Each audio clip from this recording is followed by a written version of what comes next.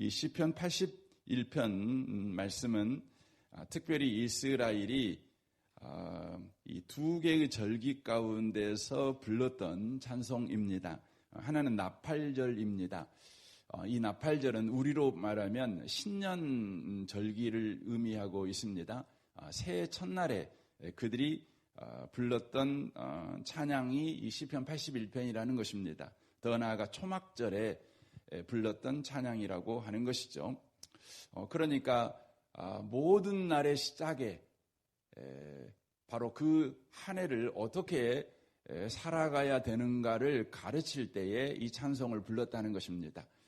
그리스도인의 일련의 삶의 방식, 모든 인생의 삶의 방식, 그것을 가르치기 위해서 시편 81편을 가르쳤다고 하는 것이죠. 그러므로 사랑하는 성도 여러분, 여러분의 삶에 새로운 시작을 하기를 원하신다면 이 시편 81편의 말씀을 여러분이 주목하셔서 하나님이 이 말씀을 통해서 우리에게 하시는 말씀을 우리가 기억하고 우리의 삶의 방식으로 또 우리의 삶의 힘으로 이 말씀을 그대로 순종해가는 은혜가 꼭 있었으면 좋겠습니다.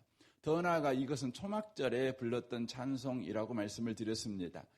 초막절은 우리가 이해할 때는 추수감사절기 이렇게 이해하지 않습니까? 이걸 장막절이라고도 합니다. 또 수장절이라고도 합니다. 그러니까 이름이 굉장히 많죠. 그런데 어쨌든 이날은 하나님께서 그들 가운데 베푸신 은혜를 다시 되새김질하는 것입니다.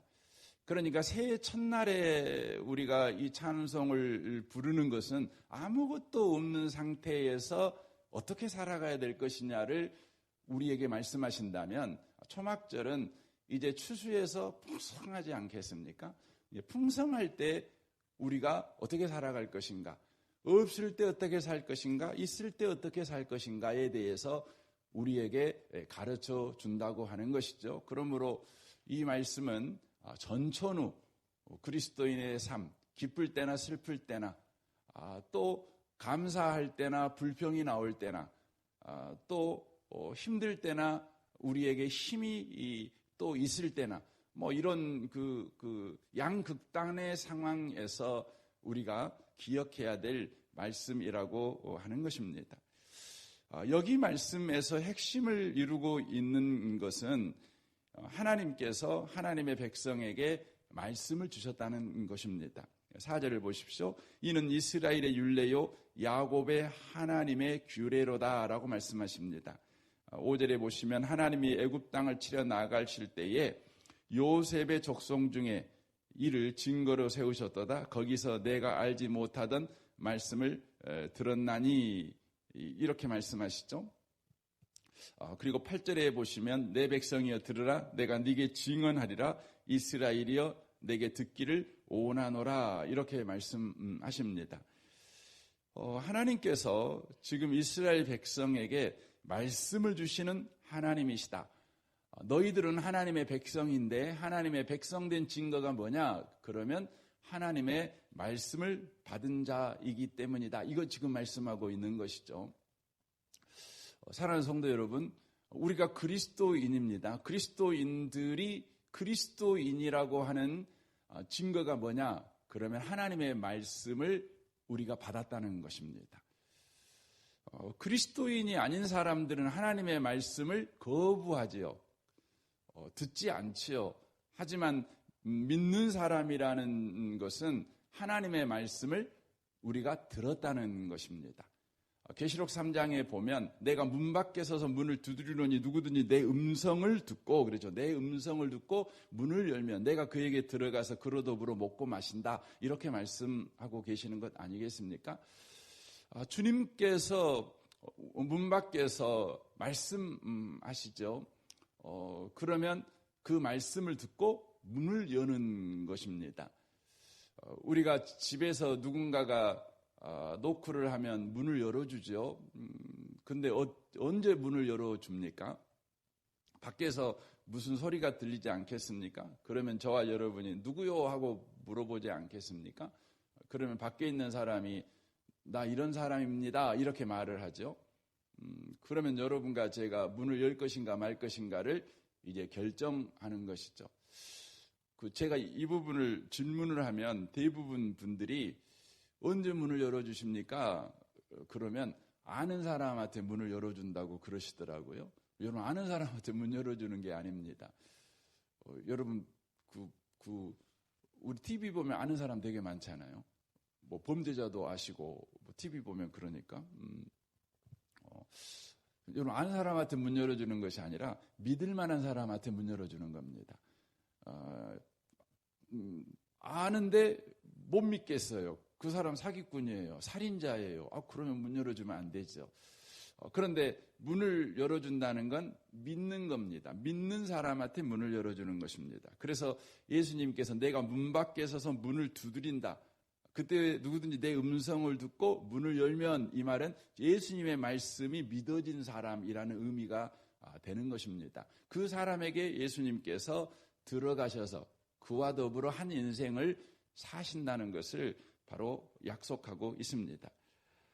하나님의 말씀을 받았냐, 하나님의 말씀이 우리에게 있냐 없냐, 이것이 바로 믿는 사람이냐 믿지 않는 사람이냐의 바로 갈림길이 된다는 것을 우리가 기억해야 됩니다. 사랑하는 성도 여러분, 오늘 하루를 살아갈 때 저와 여러분이 들은 말씀을 가지고 살아가신다면 여러분은 그리스도인입니다. 하지만 하나님의 말씀을 가지고 살지 않는다면 우리는 그리스도인이라고 할지라도 불신자와 방불한 하루를 우리는 살아가게 될 것입니다. 그러므로 우리는 이 아침에 하나님의 말씀을 내가 가졌는가 안 가졌는가, 내가 듣고 있는가 안 듣고 있는가를 먼저 여러분이 확인하시는 것이 중요하다고 하는 것입니다. 그리스도인들은 언제나 영적 싸움을 하는 인생을 사는 것 아니겠습니까? 영적 싸움을 할 때 우리는 무기를 가지고 나아가야 되겠죠. 에베소 6장에 보면 하나님의 전신갑주를 입으라고 말씀하시죠. 머리부터 이 온몸을 무장하는 것 아니겠습니까? 머리에 구원의 투구도 쓰고 가슴에 의의 흉배도 붙이고 평안의 복음에 예비한 신발도 신고 뭐 그렇죠. 허리띠도 차고 그렇죠. 그리고 방패도 들고 칼도 들고 이렇게 전신 무장을 해야 됩니다. 방어용 무기하고 공격용 무기가 나눠져 있습니다. 그런데 거기에서 방어용 무기가 뭐 구원의 투구를 쓰고 의의 흉배 붙이고 이러면 내용적으로 보면 예수님이시죠. 예수님이 누구십니까? 말씀입니다. 그러므로 방어용 무기가 뭐냐? 그러면 말씀입니다. 말씀입니다. 또 공격용 무기가 있잖아요. 칼이죠, 칼. 근데 성경에서는 성령의 검 그리고 말씀을 들으라고 말씀하십니다. 결국 그리스도인의 방어 무기도 공격 무기도 전부 다 뭐냐면 말씀인 것을 알 수가 있습니다. 말씀으로 우리가 보호받습니다. 말씀으로 우리가 무찔릅니다. 그러므로 우리의 새 하루를 살아갈 때 우리는 말씀으로 무장하여서 살아가셔야 합니다. 하나님은 우리에게 말씀을 주시는 분이신 것을 우리가 꼭 기억하셔야 된다고 하는 것입니다. 그래서 시편 147편 18절에 이렇게 말씀합니다. 그의 말씀을 보내사 그것들을 녹이시고 바람을 불게 하신즉 물이 흐르는도다. 그가 그의 말씀을 야곱에게 보이시며 그의 율례와 규례를 이스라엘에게 보이시는도다. 그는 어느 민족에게도 이와 같이 행하지 아니하셨나니 그들은 그의 법도를 알지 못하였도다. 할렐루야라고 말합니다. 어느 민족에게도 하나님은 말씀을 주신 적이 없습니다. 오직 이스라엘 백성에게만 하나님의 말씀을 주셨습니다. 그러므로 이 아침에 오신 복 있는 성도 여러분, 오늘 우리가 그리스도인으로 있든지 없든지 슬프든지 기쁘든지 좋은 상황이든지 안 좋은 상황이든지 말씀을 받은 자로 하루를 살아가는 자가 돼야 된다는 것입니다. 그런데 말씀을 받은 자는 반드시 그의 삶에 또 한 가지의 삶이 있다는 것입니다. 그것이 무엇입니까? 여기 6절을 보시겠습니까? 시편 81편 6절입니다. 이르시되 내가 그의 어깨에서 짐을 벗기고 그의 손에서 광주리를 놓게 하셨도다. 내가 고난 중에 부르짖음에 내가 너를 건졌고 우레소리와 은밀한 곳에서 내게 응답하시며 무리바 물가에서 너를 시험하셨도다라고 말씀하십니다. 부르짖는다는 것이죠. 그러니까 말씀을 가지고 살아가는 자의 특징이 뭐냐면 하나님께 부르짖는다는 것입니다. 말씀을 가진 자의 특징입니다. 하나님께 부르짖습니다. 여러분, 기도를 누가 할까요? 말씀을 가진 자들이 합니다. 누가 기도 안 할까요? 말씀이 없으면 기도하지 않습니다. 말씀은 우리로 하여금 기도케 합니다. 하나님께 나아가게 한다고 하는 것입니다. 그러므로 우리는 계속해서 하나님의 말씀을 우리의 삶 가운데 두는 인생을 바로 살아가야 된다고 하는 것입니다. 하나님의 말씀을 계속해서 듣는 것입니다. 들을 때 저와 여러분이 바로 하나님께 나아가는 자가 됩니다. 하나님의 말씀을 우리 가운데 두지 아니하면 하나님의 말씀을 듣는 하나님의 백성, 하나님이 하나님의 말씀을 하나님의 백성에게 하지만 백성에게 하는 하나님의 말씀을 그들이 받지 아니하면 하나님께 나아가지 않습니다. 심각한 문제에 빠지지 않겠습니까? 이스라엘 백성은 시내산에서 하나님의 말씀을 받습니다. 이스라엘이 하나님의 말씀을 시내산에서 받는 날이 어떤 날이냐면 오순절 날입니다. 오순절 날입니다. 그런데 그들은 하나님의 말씀을 시내산에서 받았지만 그 받은 말씀을 듣고 하나님께 나아가지 않았습니다. 어떻게 됩니까? 결국 그들은 3,000명이 땅이 갈라져서 죽습니다. 3,000명이 죽습니다. 그런데요, 사도행전 1장에 똑같은 장면이 나옵니다. 그러니까 모세에게 하나님이 말씀을 주신 날에 3,000명이 죽습니다. 여러분, 말씀은 살리는 말씀이잖아요. 그런데 말씀이 내려온 날 3,000명이 죽습니다. 왜냐하면 말씀을 들은 하나님의 백성이 하나님께 나아가야 되는데 안 나갑니다. 근데 사도행전 1장, 2장에 보면 예수께서 승천하시기 전에 하나님의 말씀을 승천하는 그 자리에 있었던 500여 명의 사람들에게 전합니다. 예루살렘을 떠나지 말고 아버지가 약속하신 것을 기다리라, 이렇게 하시죠. 너희들은 맨날이 못되어 성령을 받게 돼. 아버지가 약속하신 것을 받게 될 것이다. 오직 성령이 너희에게 임하시면 너희가 권능을 받고 예루살렘과 온 유대와 사마리아와 땅끝까지로 내 증인 될 것이다. 이렇게 말씀을 해 주십니다. 그러자 그 말씀을 들은 사람들 가운데 120명의 사람들, 나머지 사람들은 말씀을 들었지만 하나님께 나아가지 않습니다. 그런데 120명의 사람들만 그 말씀을 듣고 하나님께 나아갑니다. 엎드려 기도합니다. 무슨 일이 벌어지죠? 오순절 날에 이에서 성령이 부어집니다. 성령이 부어지니까 성령 받은 그들이 하나님의 말씀을 길거리에 가서 전합니다. 특별히 베드로가 전하게 되죠. 그때 어떤 일이 벌어집니까? 3,000명이 죽게 돌아옵니다. 구약에서는 하나님의 말씀이 선포될 때 3,000명이 죽는 일이 벌어졌는데 신약에서는 말씀을 듣자 하나님 앞에 나아갈 때 성령이 그들 가운데 임해서 3,000명이 살아나는 일이 벌어집니다.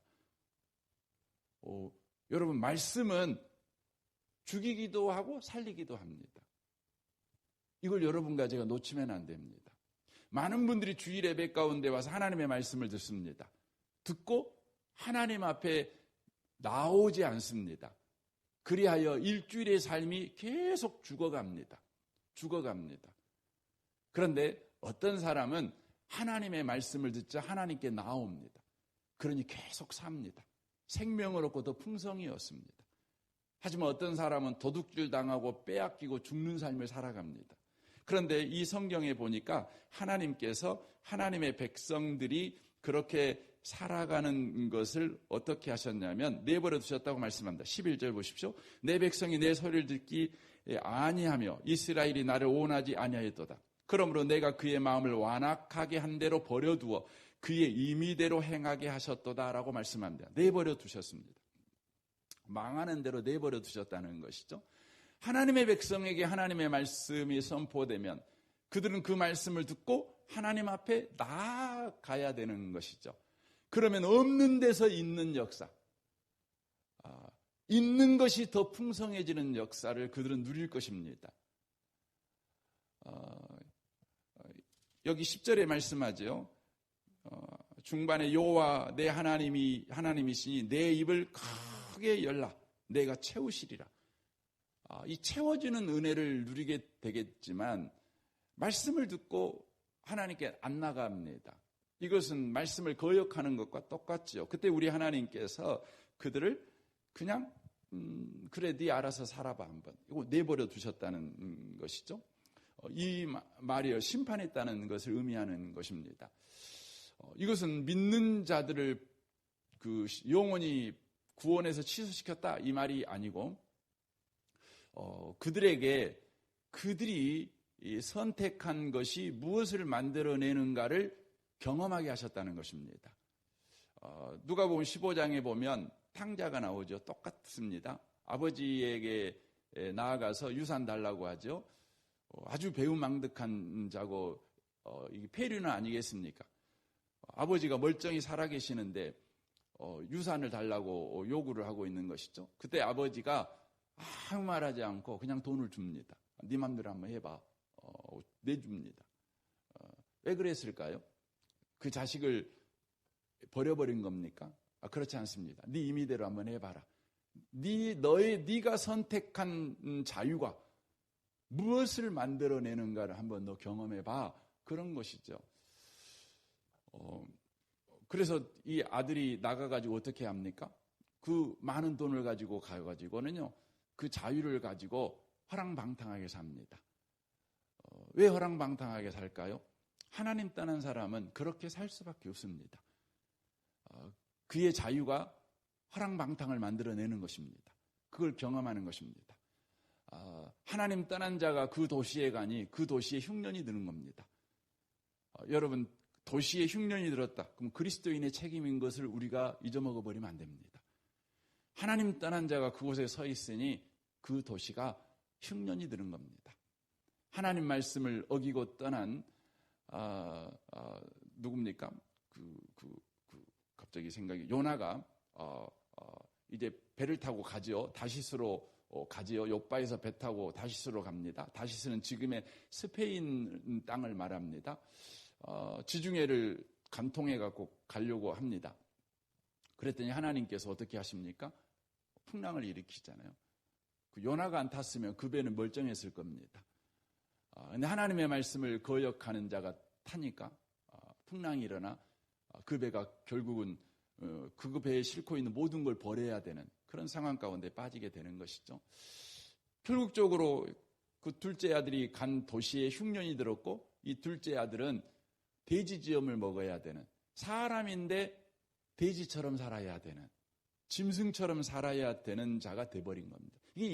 이것이 여러분 하나님을 떠난 자가 만들어내는 인생이며 세상이라는 것을 놓치면 안 됩니다. 그래서 로마서 1장이 그렇게 돼 있잖아요. 하나님을 알되 하나님을 영화롭게도 하지 않고 감사치도 않지요. 그러면 어떻게 됩니까? 사람이 스스로 지혜 있다나 우준하게 되어서 썩어지지 아니라 하나님의 영광을 썩어질 사람과 금수와 버러지 형상의 우상으로 바꿔버린다. 이렇게 말씀합니다.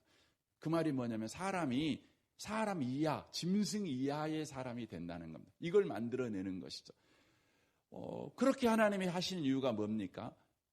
아들에게 돌아올 기회를 주는 것이죠.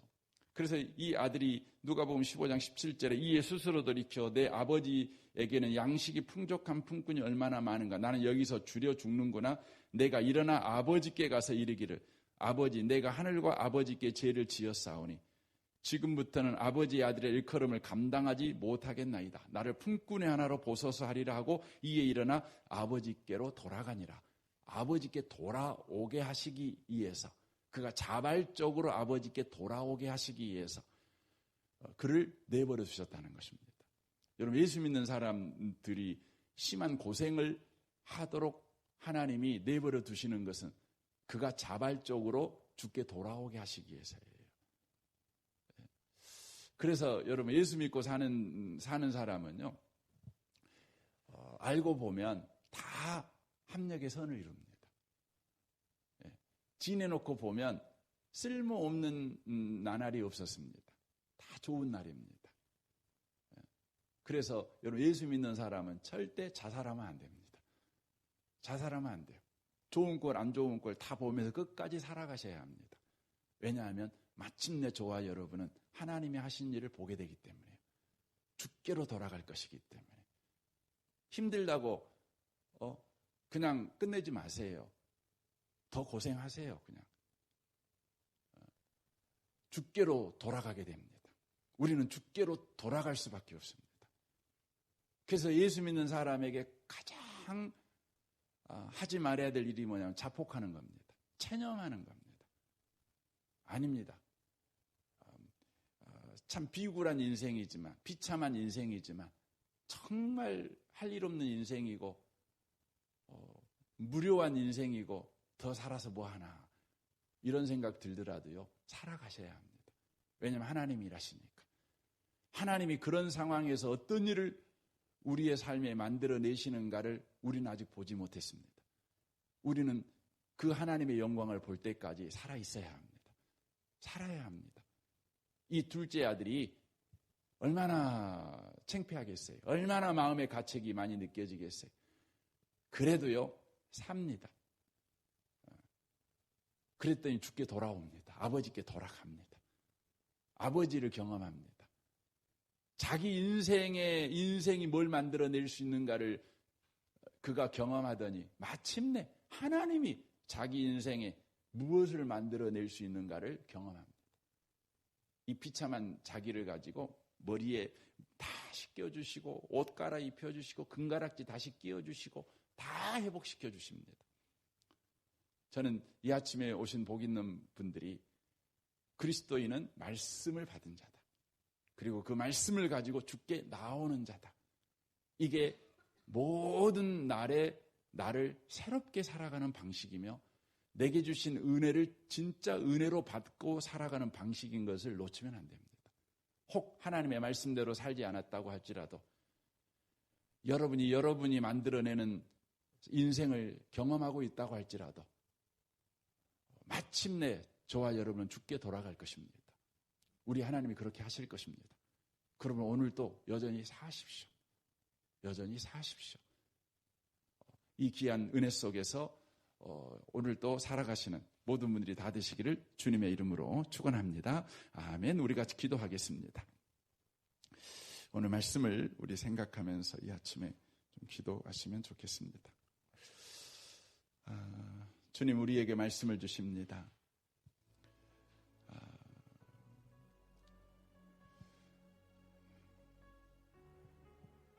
주님이 주시는 말씀, 그 말씀을 우리가 들었사오니 주께 나아가게 하십시오. 입을 크게 벌려 부르짖는 자가 되게 하십시오. 주님이 채워주심을 경험하는 자가 되게 하여 주옵소서.